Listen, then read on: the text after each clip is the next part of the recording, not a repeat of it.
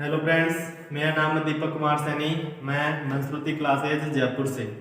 तो पिछली क्लास में अपन ने साइंस के अंदर चैप्टर नंबर 5 जिसका नाम है दैनिक जीवन में रसायन, उसके अंदर अपन ने ब्रांस्टेड लोरी की अम्ल व क्षार की संकल्पना तक अपन ने पढ़ लिया था।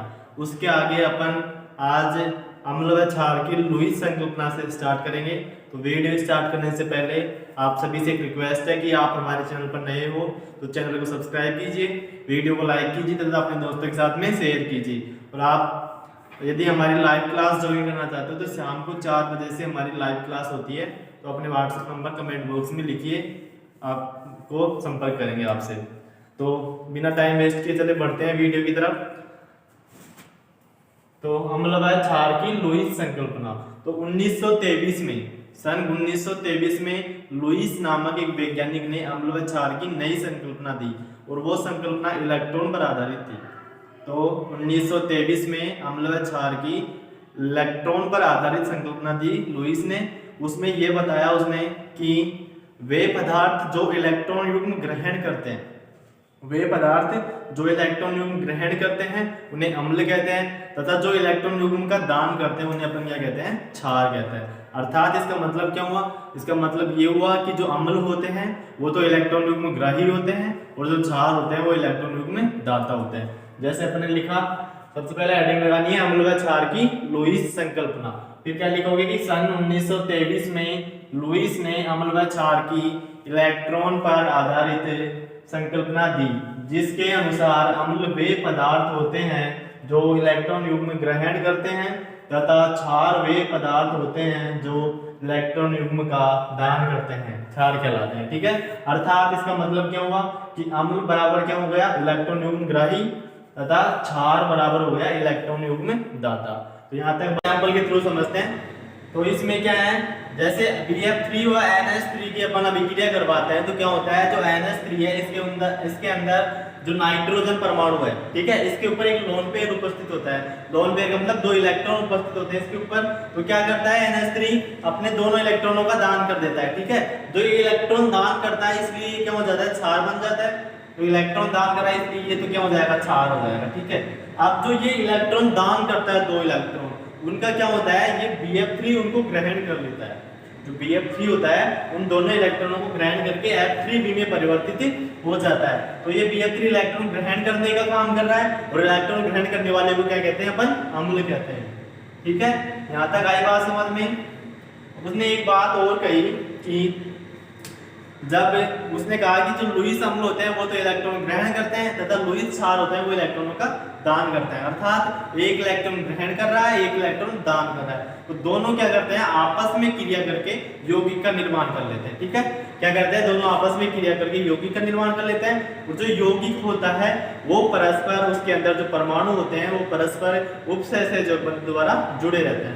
तो लुईस के अनुसार लुईस अम्ल इलेक्ट्रॉन ग्रहण करते हैं तथा लुईस क्षार इलेक्ट्रॉन का दान करते हैं। इसीलिए ये दोनों आपस में क्रिया करके यौगिक का निर्माण कर लेते हैं।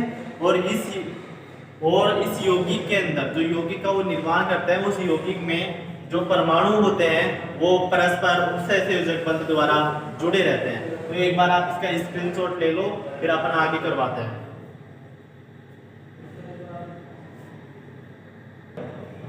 तो ले लिया स्क्रीनशॉट, अब देखते हैं आगे अपन।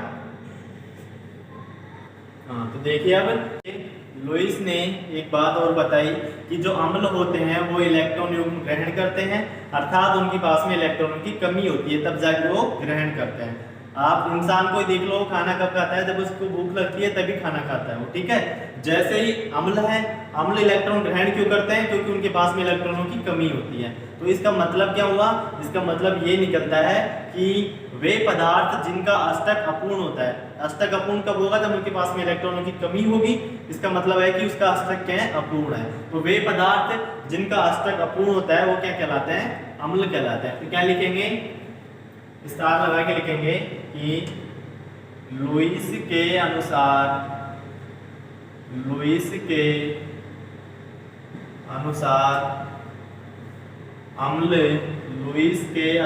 अम्ल इलेक्ट्रॉन युग्म ग्रहण करते हैं। अम्ल क्या करते हैं, इलेक्ट्रॉन युग्म ग्रहण करते हैं, अर्थात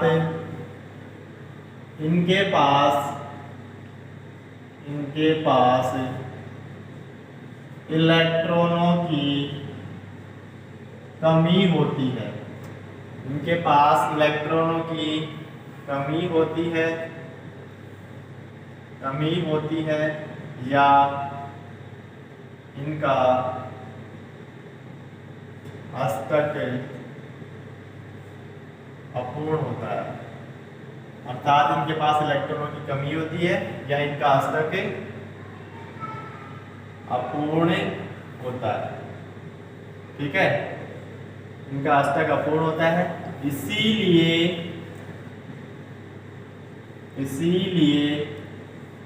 वे पदार्थ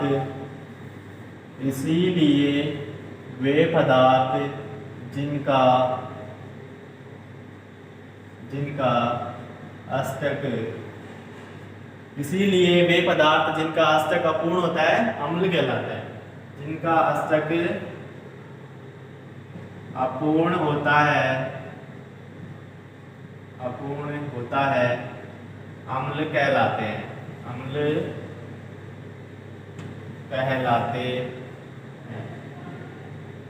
ठीक है। यहाँ तक बात समझ में आई कि अम्ल क्या करते हैं, इलेक्ट्रॉन युग्म ग्रहण करते हैं क्योंकि उनके पास में इलेक्ट्रॉनों की कमी होती है, अर्थात उनका अष्टक होता है अपूर्ण होता है, इसीलिए वे पदार्थ जिनका अष्टक अपूर्ण होता है वो अम्ल कहलाते हैं। जैसे एग्जांपल देखना चाहें अपन तो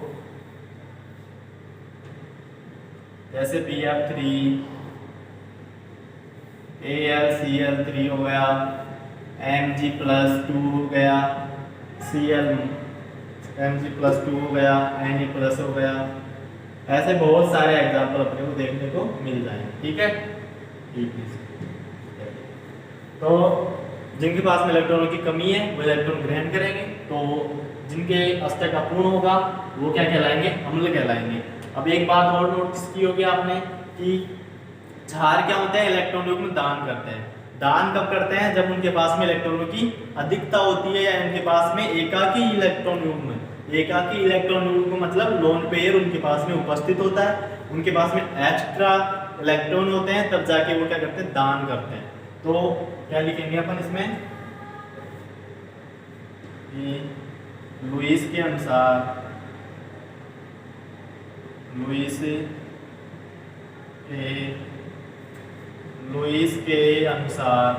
क्षार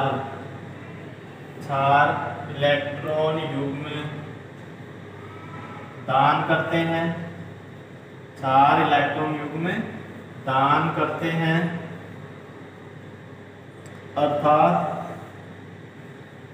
अर्थात इनके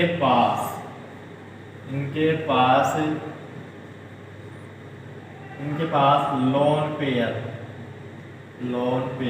मतलब एकाकी इलेक्ट्रॉन युग्म बोल दो, इनके पास अतिरिक्त इलेक्ट्रॉन उपस्थित होते हैं। ठीक है, अतिरिक्त इलेक्ट्रॉन उपस्थित होते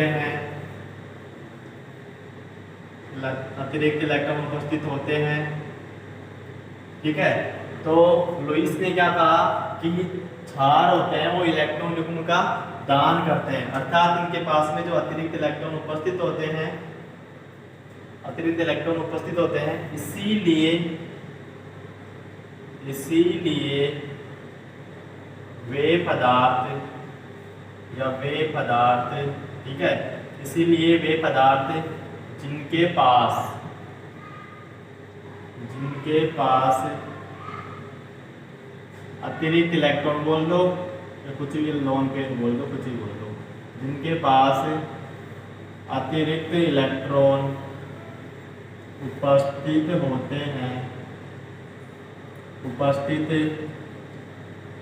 होते हैं उन्हें क्षार कहते हैं, ठीक है।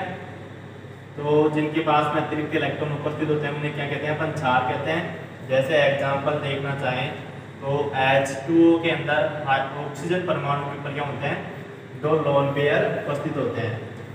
ठीक है, जैसे NH3 है तो NH3 में भी नाइट्रोजन परमाणु के ऊपर दो इलेक्ट्रॉन उपस्थित होते हैं। जैसे Cl माइनस हो गया, इसके ऊपर माइनस चार्ज है, मतलब इसके पास इलेक्ट्रॉनों की अधिकता है। ठीक है, जैसे OH माइनस हो गया, OH माइनस मतलब क्या हुआ कि इसके पास में भी इलेक्ट्रॉनों की अधिकता है। तो ऐसे जितने भी परमाणु हैं, बहुत परमाणु हैं ऐसे, तो जिनके पास में इलेक्ट्रॉनों की अधिकता होती है वो क्या कहलाते हैं, क्षार कहलाते हैं, और जिनके पास में इलेक्ट्रॉन की कमी होती है वो अम्ल कहलाते हैं। तो यहाँ तक ये बात अपनी क्लियर है। अब इसका स्क्रीनशॉट लो, फिर आगे करवाते हैं। हाँ, ले लिया इसका स्क्रीनशॉट। अब देखिए अपन करवाते हैं आगे नेक्स्ट।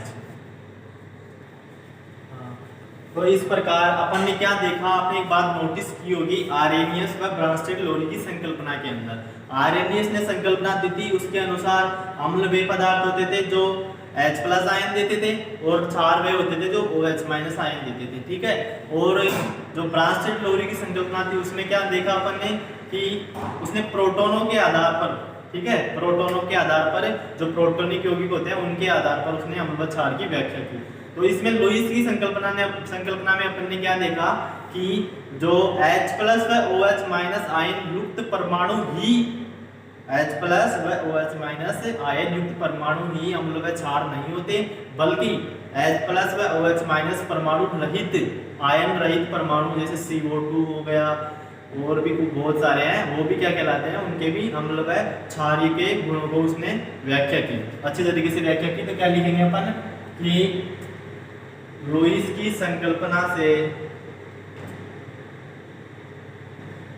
लुईस की संकल्पना से सिद्ध हो गया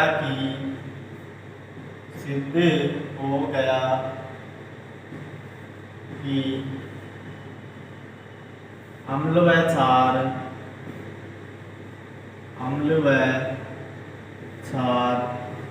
केवल H+ व OH-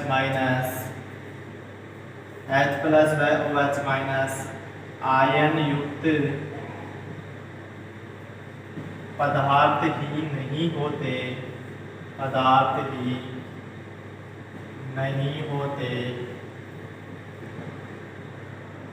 बल्कि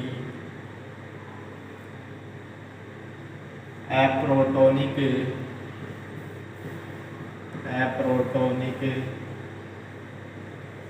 पदार्थ भी अम्लीय व क्षारीय हो सकते हैं या क्षारीय होते हैं। ठीक है, इसने सभी पदार्थों के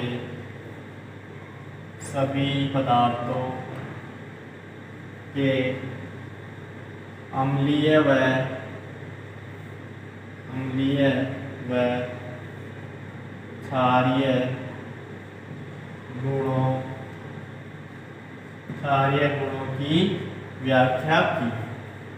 क्षारीय गुणों की व्याख्या की, ठीक है। तो लुईस की संकल्पना से क्या सिद्ध हो गया कि जो अम्ल व क्षार होते हैं वो केवल H+ व OH- आयन युक्त ही परमाणु नहीं होते, बल्कि वे परमाणु जिनके पास में H+ व OH- आयन नहीं होते हैं वो भी अम्ल व क्षार के गुण प्रदर्शित कर सकते हैं। ठीक है, तो इसने उन सभी पदार्थों के अम्लीय व क्षारीय गुणों की भी व्याख्या अच्छी तरीके से की। तो ये अपनी लुईस की जो इलेक्ट्रॉन पर आधारित अम्ल व क्षार की संकल्पना थी वो खत्म हुई। अब अपन पढ़ेंगे अम्ल व क्षार के सामान्य गुण। ठीक है, क्या पढ़ेंगे, अम्ल व क्षार के सामान्य गुण। तो नेक्स्ट हेडिंग लगाना है अपने को, अम्ल व क्षार के सामान्य गुण। अम्ल व क्षार के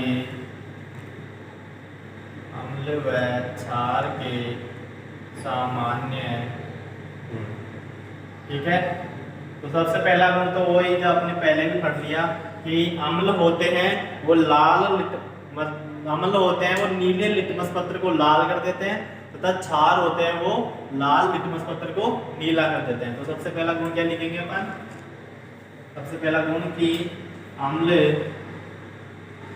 नीले लिटमस पत्र को नीले लिटमस पत्र को लाल कर देते हैं, लाल कर देते हैं तथा क्षार लाल लिटमस पत्र को लाल लिटमस पत्र को नीला कर देता है, नीला कर देते हैं। ठीक है, तो अम्ल तो क्या है, नीले लिटमस पत्र को लाल कर देते हैं तथा क्षार होते हैं वो लाल लिटमस पत्र को नीला कर देते हैं।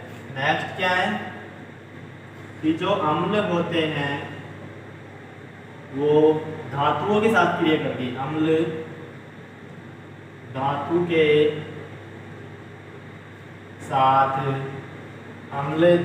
साथ क्रिया करके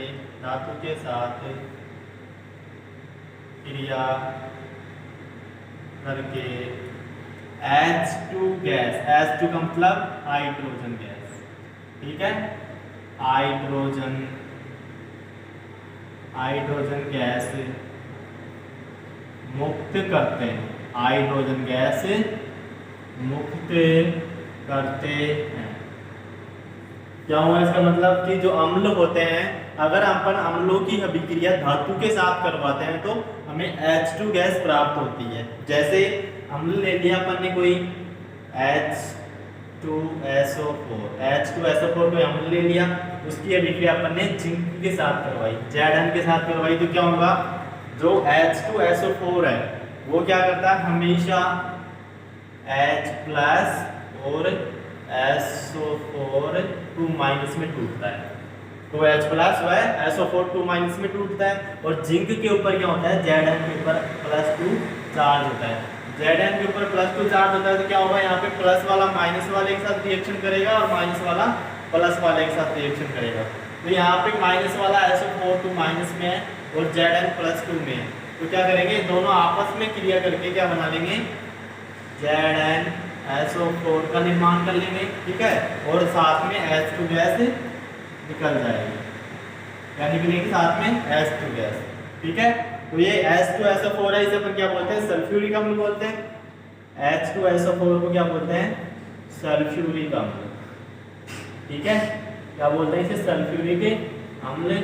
और ये क्या होता है, जिंक होता है, ये इसे बोलते हैं अपन जस्ता, इसे क्या बोल देंगे अपन, जस्ता, ठीक है। ये तो Zn तो जस्ता हो जाएगा और H2SO4 है, सल्फ्यूरिक अम्ल है, दोनों की अभिक्रिया करवाई तो अपन ने H2 गैस अपने पास में निकल गई। जैसे एक और एग्जांपल देखो, जब 2HCl की अपन रिएक्शन करवाते हैं Zn के साथ, ठीक है, तो HCl तो H प्लस और Cl माइनस में टूटता है, तो क्या हो जाएगा यहाँ पे, ZnCl2 प्लस में H2 गैस निकल जाएगी, ठीक है। तो क्या मतलब निकला इसका कि अम्लों की अभिक्रिया धातु के साथ करवाने पर हमेशा H2 गैस मुक्त होती है, ठीक है। एक बार इसका स्क्रीनशॉट लो, आगे के सारे गुण लिखवाते हैं आपको, स्क्रीनशॉट ले लो एक बार इसका। हाँ, तो देखिए अब आगे,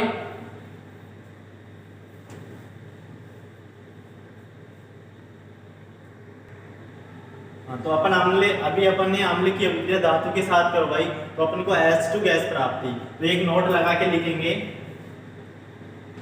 नोट लगा के क्या लिखेंगे कि अम्ल को धातु के, अम्लों को धातु के बर्तनों में, धातु के बर्तनों में नहीं रखा जाता, नहीं रखा जाता क्योंकि, नहीं रखा जाता क्योंकि ये धातु से क्रिया करके, धातु से क्रिया करके H2 गैस मुक्त करते हैं, H2 गैस मुक्त करते हैं। ठीक है, तो आई बात समझ में। जो अम्लीय पदार्थ होते हैं अपने, उनको अपन धातु के बर्तन में नहीं रखते। क्यों नहीं रखते? क्योंकि ये धातु के साथ क्रिया करके H2 गैस मुक्त करते हैं। तो आपसे एग्जाम में क्वेश्चन पूछ सकता है कि अम्लीय पदार्थों को धातु के बर्तन में क्यों नहीं रखा जाता। तो क्या लिखेंगे? क्योंकि ये धातु के साथ क्रिया करके H2 गैस मुक्त करते हैं, इसीलिए इन्हें अम्लीय पदार्थों को धातु के बर्तन में नहीं रखा जाता। अब तीसरा नियम क्या है, तीसरा गुण क्या है इनका? देखिए, तो क्षार होते हैं, ठीक है, क्षार, कौन सा क्षार? NaOH, खाली NaOH क्षार, ठीक है। तो क्षार की अभिक्रिया, क्षार की अभिक्रिया जिंक धातु के साथ, क्षार की अभिक्रिया जिंक के साथ, जिंक के साथ करवाने पर, जिंक के साथ करवाने पर H2 गैस मुक्त होती है, मुक्त होती है। लेकिन अगर क्षार की अभिक्रिया अपन जिंक धातु के साथ करवाए तो अपने पास H2 गैस मुक्त होती है। लेकिन एक कंडीशन है इसके अंदर, लेकिन केवल जिंक के साथ करवाने पर ही मुक्त होती है। केवल जिंक के साथ, जिंक के साथ अभिक्रिया, केवल जिंक के साथ अभिक्रिया करवाने पर ही H2 गैस मुक्त होती है, H2 गैस मुक्त होती है, मुक्त होती है। अन्य किसी भी धातु के साथ, अन्य किसी भी धातु के साथ करवाने पर नहीं होती। ठीक है, तो केवल जिंक धातु के साथ अपन अभिक्रिया करवाते हैं क्षार की, तभी जाके क्या मुक्त होती है? H2 गैस मुक्त होती है। अगर अपन और किसी धातु के साथ अभिक्रिया करवाते हैं तो जो H2 गैस है वो मुक्त नहीं होती है। नेक्स्ट क्या है अपना? चौथा, अम्लों की अभिक्रिया, अम्लों की अभिक्रिया धातु ऑक्साइडों के साथ, ठीक है, अम्लों की अभिक्रिया धातु ऑक्साइडों के साथ करवाने पर लवण व जल प्राप्त होता है। लवण व जल प्राप्त होता है। ठीक है, तो यदि अपन अम्लों की अभिक्रिया धातु ऑक्साइडों के साथ करवाए तो अपने को लवण व जल प्राप्त होता है। तो इसका मतलब क्या हुआ? इसका मतलब ये हुआ कि जो धातु ऑक्साइड होते हैं वो क्षारीय प्रवृत्ति के होते हैं। क्यों होते हैं? क्योंकि अपन ने देखा था पहले पिछली क्लासों में कि अपन अम्ल की अभिक्रिया क्षार के साथ करवाते थे, तब जाके अपने को लवण व जल प्राप्त होता था। अब यहाँ किसके साथ करवा रहा है? धातु ऑक्साइडों के साथ। तो इसका मतलब क्या हुआ कि अम्लों की अभिक्रिया धातु ऑक्साइडों के साथ करवाने पर लवण व जल प्राप्त होता है। अर्थात जो धातु ऑक्साइड होते हैं वो क्या होते हैं? क्षारीय प्रवृत्ति के होते हैं। तो क्या लिखेंगे नीचे? अर्थात धातु ऑक्साइड, अर्थात धातु ऑक्साइड क्षारीय प्रवृत्ति के होते हैं। धातु ऑक्साइड क्षारीय प्रवृत्ति के होते हैं। ठीक है, धातु ऑक्साइड कौन सी प्रवृत्ति के होते हैं? क्षारीय प्रवृत्ति के। जैसे करवाते हैं अभिक्रिया, जैसे अपन ने ले ली धातु ऑक्साइड CuO, ठीक है। कॉपर ऑक्साइड ले लिया अपन ने, धातु की अभिक्रिया अपन ऑक्सीजन के साथ करवाएंगे तो धातु ऑक्साइड बन जाएगा। अब ये CuOe कैसे लिखा, अब देखिए यहाँ पे Cu होता है कॉपर, उसकी संयोजकता +2 होती है, O की -2 होती है, ठीक है। ये दोनों आपस में क्या हो जाते हैं, 0 हो जाती है दोनों के ऐड करने पर, तो दोनों आपस में क्रिया करके उदासीन अणु CuO कॉपर ऑक्साइड का निर्माण कर लेते हैं, ठीक है। तो क्या हो जाएगा, ये Cu हो जाएगा।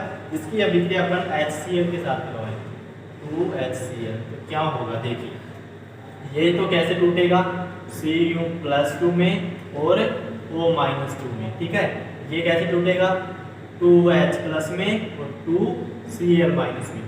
अब क्या करेंगे, प्लस वाले की अभिक्रिया प्लस वाले के साथ, माइनस वाले प्लस वाले की माइनस वाले के साथ और माइनस वाले की प्लस वाले के साथ। ये प्लस वाला है, ये माइनस वाले के साथ क्रिया करेगा, क्या हो जाएगा CuCl2, ठीक है।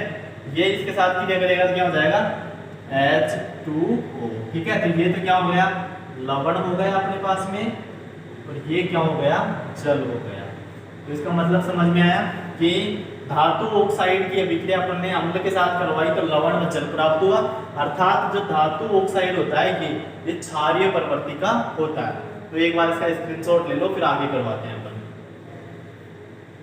हाँ, ले लिया स्क्रीनशॉट। अब देखिए आगे,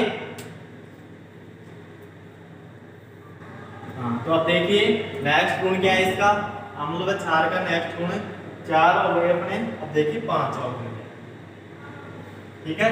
तो जब क्षारों की अभिक्रिया अपन अधातु ऑक्साइडों के साथ करवाते हैं, अम्लों की अभिक्रिया अपने धात्विक ऑक्साइडों के साथ करवाई, अब क्या करेंगे, क्षारों की अभिक्रिया अधात्विक ऑक्साइडों के साथ करवाएंगे तो वही अपने को जल व लवण प्राप्त होगा। तो इसका मतलब क्या हुआ, इसका मतलब ये हुआ कि जो अधातु ऑक्साइड होते हैं वो अम्लीय प्रवृत्ति के होते हैं, ठीक है। तो क्या लिखेंगे, क्षारों की अभिक्रिया, क्षारों की अभिक्रिया, क्षारों की अभिक्रिया अधातु ऑक्साइडों के साथ, अधातु ऑक्साइडों के साथ, ऑक्साइडों के साथ करवाने पर, अधातु ऑक्साइडों के साथ करवाने पर लवण व जल प्राप्त होता है, करवाने पर भी लवण व जल, लवण व जल प्राप्त होता है, लवण व जल प्राप्त होता है। अर्थात इसका मतलब क्या हुआ कि जो अधातु ऑक्साइड होते हैं वो अम्लीय प्रवृत्ति के होते हैं, अर्थात अधातु ऑक्साइड, अधातु ऑक्साइड अम्लीय प्रवृत्ति के होते हैं, अम्लीय प्रवृत्ति के होते हैं, ठीक है। कैसे होते हैं, जैसे अपन एक एग्जांपल के थ्रू समझते हैं। जैसे अपन ने CO2 क्या ले लिया, एक अधात्विक ऑक्साइड ले लिया CO2, इसको अपन बोलते हैं कार्बन डाइऑक्साइड गैस, ठीक है। इसकी अभिक्रिया अपन किसके साथ करवाएंगे, क्षार के साथ, जैसे CaOH का होल ट्वाइस, कैल्शियम हाइड्रोक्साइड, ये तो क्या हो गया, कार्बन डाइऑक्साइड,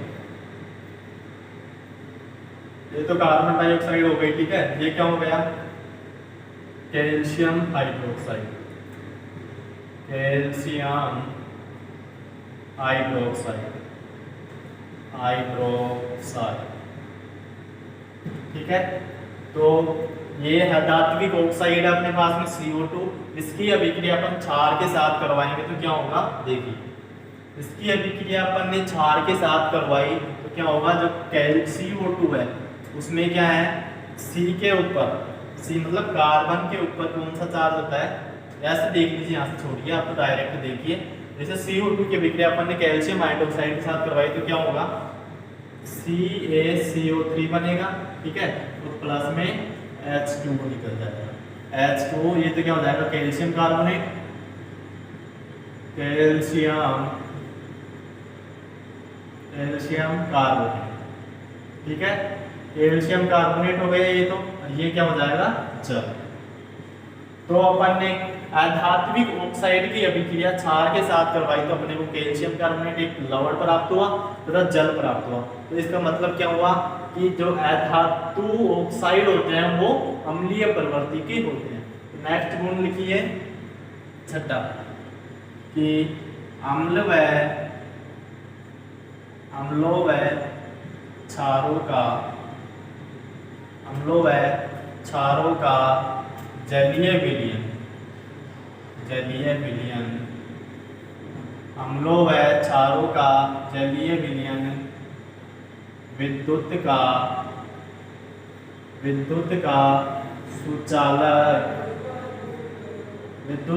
सुचालक होता है। अम्लों व क्षारों का जलीय विलयन विद्युत का सुचालक होता है। इसीलिए, ठीक है, इसीलिए इनका प्रयोग, अम्ल व क्षार का अपन जलीय विलयन लेते हैं तो वो क्या होता है विद्युत का सुचालक होता है। इसीलिए इनका उपयोग विद्युत अपव्यख्य के रूप में किया जाता है।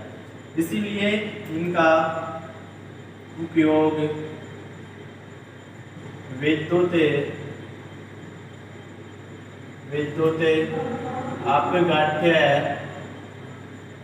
विद्युत अपव्यख्य के रूप में किया जाता है। ठीक है, यहाँ तक आई बात समझ में कि अम्ल व क्षारों का जो जलीय विलयन होता है वो विद्युत का सुचालक होता है। इसीलिए इन दोनों का उपयोग विद्युत अपव्यख्य के रूप में किया जाता है। नेक्स्ट देखिए सातवां नियम। सातवां गुण क्या है? जब अपन अम्लों की अभिक्रिया क्षार के साथ करवाते हैं तो क्या करते हैं, ये अपने गुण खो देते हैं। अम्लों की अभिक्रिया क्षार के साथ करवाने पर यह अपने गुण खो देते हैं। इसका मतलब क्या हुआ कि ये उदासीन प्रवृत्ति के बन जाते हैं। तो इस अभिक्रिया को अपन उदासीनीकरण अभिक्रिया कहते हैं। ठीक है, तो क्या लिखेंगे, देखिए सभी अम्ल क्षारों के साथ अभिक्रिया करके, ठीक है, क्षारों के साथ, सभी अम्ल क्षारों के साथ अभिक्रिया करके अपने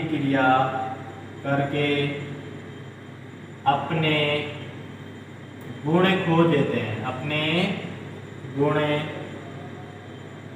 देते हैं, तथा उदासीन बन जाते हैं, खो देते हैं तथा उदासीन प्रवृत्ति के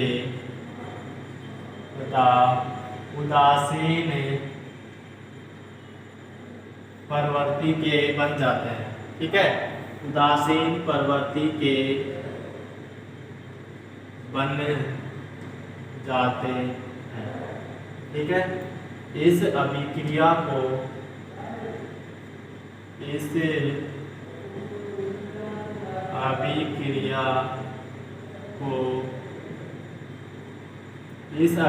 को उदासीनीकरण अभिक्रिया कहते हैं।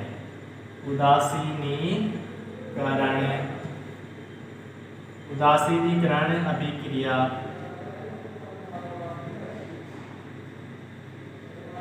इस अभिक्रिया को उदासीनीकरण अभिक्रिया कहते हैं।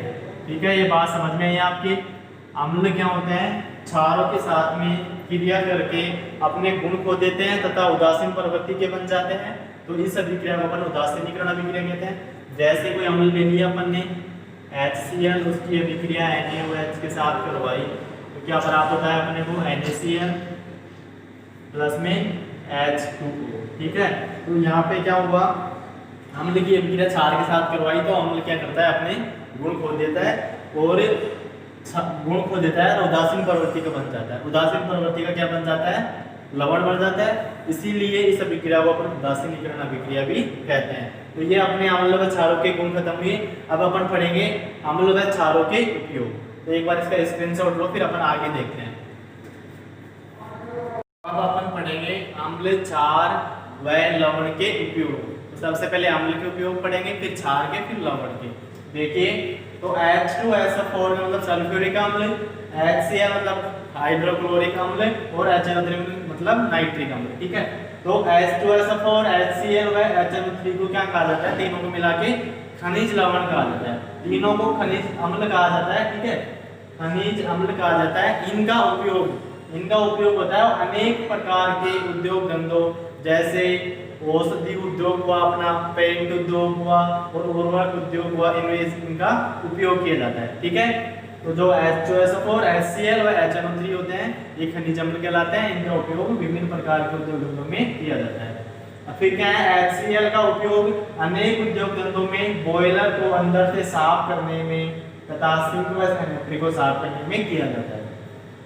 जो HCl होता है वो क्या करता है, उद्योग धंधों के अंदर बॉयलर होता है जो गर्म करने का काम करता है, उसको अंदर से साफ करने में HCl का प्रयोग किया जाता है तथा सिंक व सैनिटरी को भी साफ करने में HCl का प्रयोग होता है। अब जैसे नाइट्रिक अम्ल होता है HNO3, उसका उपयोग उर्वरक बनाने में, जो उर्वरक बनाते हैं अपन रासायनिक उर्वरक, उसके अंदर HNO3 का उपयोग किया जाता है तथा चांदी व सोने के गहनों को साफ करने में भी HNO3 का उपयोग किया जाता है। फिर जो एक भाग HNO3 का वह 3 भाग, एक हिस्सा तो HNO3 का लेते हैं और 3 हिस्से लेते हैं अपन HCl के, ये मिलके क्या कहलाते हैं, अम्लराज कहलाते हैं, ठीक है। अम्लराज बनता है इन दोनों को मिलाने पर, और जो अम्लराज बनता है उसका उपयोग सोने व चांदी जैसी कठोर धातुओं को पिघलाने में किया जाता है, ठीक है। एक भाग तो HNO3 का व 3 भाग HCl के मिलकर अम्लराज बनाते हैं, जिनका उपयोग सोने व चांदी जैसी धातुओं को पिघलाने में किया जाता है। नेक्स्ट अपना सेल व कारों की बैटरी का निर्माण करने के लिए सल्फ्यूरिक अम्ल का उपयोग किया जाता है। कारों की बैटरी और सेल वगैरह आते हैं, इनका निर्माण करने के लिए सल्फ्यूरिक अम्ल, जिसे अपन H2SO4 बोलते हैं, उसका उपयोग किया जाता है। इसे अम्लों का राजा भी कहा जाता है, ठीक है। जैसे अगला है अपना, किसी देश की औद्योगिक विकास की दर, कोई देश कितना विकास कर रहा है उद्योग धंधों के मामले में, उसकी दर को ज्ञात करने के लिए क्या किया जाता है कि उस देश के अंदर उद्योग धंधों के अंदर, उस देश के उद्योग धंधों में जो H2SO4 मतलब सल्फ्यूरिक अम्ल है वो कितनी मात्रा में खर्च हुआ है, मतलब जो H2SO4 की खपत होती है उसकी मात्रा के आधार पर उसके विकास की दर ज्ञात की जाती है, ठीक है।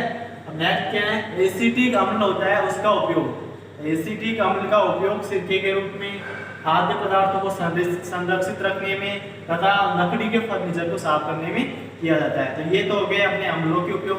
अब क्षार के उपयोग पढ़ेंगे, फिर लवण के उपयोग पढ़ेंगे। तो एक बार आप इसका स्क्रीनशॉट लो, फिर अपन आगे करवाते हैं। स्क्रीनशॉट ले लो एक बार इसका। हाँ, ले लिया स्क्रीनशॉट। अब देखिए आगे। तो अपन ने अम्लों के उपयोग पढ़ लिए, अब अपन पढ़ेंगे क्षारों के उपयोग, फिर लवणों के उपयोग। तो देखते हैं क्षारों के उपयोग। तो NaOH जिसे अपन सोडियम हाइड्रोक्साइड बोलते हैं, उसका उपयोग कागज उद्योग में, वस्त्र उद्योग में तथा साबुन व अपमार्जक बनाने में किया जाता है, ठीक है। NaOH होता है सोडियम हाइड्रोक्साइड, उसका उपयोग होता है कागज उद्योग में किया जाता है, वस्त्र उद्योग में तथा अपन अपमार्जक व साबुन बनाते हैं उसमें भी इसका उपयोग किया जाता है। जो कैल्शियम हाइड्रोक्साइड होता है जिसे CaOH का होल ट्वाइस बोलते हैं, ठीक है। CaOH का होल ट्वाइस एक क्या होता है, कीटनाशक पदार्थ होता है। तो इसका उपयोग मिट्टी की जो अम्लता होती है उसको दूर करने में किया जाता है। एक होता है अपने पास में MgOH का होल ट्वाइस मतलब मैग्नीशियम हाइड्रोक्साइड। तो मैग्नीशियम हाइड्रोक्साइड का जो उपयोग होता है वो पेट की अम्लता या कब्ज को दूर करने में किया जाता है। अपन पेट के अंदर कब्जी हो जाती है, उसको दूर करने के लिए MgOH का होल ट्वाइस का प्रयोग किया जाता है, जिसे अपन मैग्नीशियम हाइड्रोक्साइड या मिल्क ऑफ मैग्नीशिया भी कहते हैं। क्या अपन से क्वेश्चन पूछ सकता है एक नंबर में एग्जाम में कि MgOH का होल ट्वाइस मतलब मैग्नीशियम हाइड्रोक्साइड का दूसरा नाम क्या है। तो यह ऐसे पूछ सकता है कि मिल्क ऑफ मैग्नीशिया किसे कहते हैं। तो milk of magnesia magnesium hydroxide को कहते हैं, ठीक है। अब खड़ेंगे अपन लवणों के उपयोग। तो पहला है कैल्शियम कार्बोनेट जिसे CaCO3 बोलते हैं। कैल्शियम कार्बोनेट का उपयोग संगमरमर के रूप में, तो संगमरमर आती है अपने, उसके रूप में कैल्शियम कार्बोनेट का उपयोग फर्श बनाने में, नीचे की अपनी फर्श होती है वो बनाने में तथा धातु क्रम में लोहे के निष्कर्षण में किया जाता है, ठीक है। जो कैल्शियम कार्बोनेट होता है उसका उपयोग एक तो फर्श बनाने में, किसके रूप में, संगमरमर के रूप में फर्श बनाने में, तथा जो धातु क्रम होता है उसके अंदर लोहे का निष्कर्षण करते हैं अपन, उसमें भी CaCO3 का मतलब कैल्शियम कार्बोनेट का उपयोग किया जाता है। एक silver nitrate AgNO3 silver nitrate का उपयोग होता है, जो फोटोग्राफी मशीन होती है अपनी, उसमें AgNO3 का उपयोग किया जाता है। अमोनियम नाइट्रेट का उपयोग है जो विस्फोटक सामग्री और उर्वरक बनाने में किया जाता है। जो अमोनियम नाइट्रेट होता है बहुत ही विस्फोटक पदार्थ होता है, इसका उपयोग उर्वरक बनाने में तथा विस्फोटक सामग्री बनाने में किया जाता है। और जल के शोधन के लिए फिटकरी का उपयोग किया जाता है। इसमें से आपसे ये भी क्वेश्चन पूछ सकता है कि जल के शोधन के लिए किसका उपयोग किया जाता है 1 नंबर में, तो क्या लिखोगे, जल के शोधन के लिए फिटकरी का उपयोग किया जाता है। या फिर ऐसे पूछ सकता है आपसे कि फिटकरी का सूत्र क्या होता है, तो फिटकरी का सूत्र क्या होता है K2SO4.Al का होल थ्राइस .24H2। ठीक है, आज के लिए इतना ही। कल अपन पढ़ेंगे pH स्केल।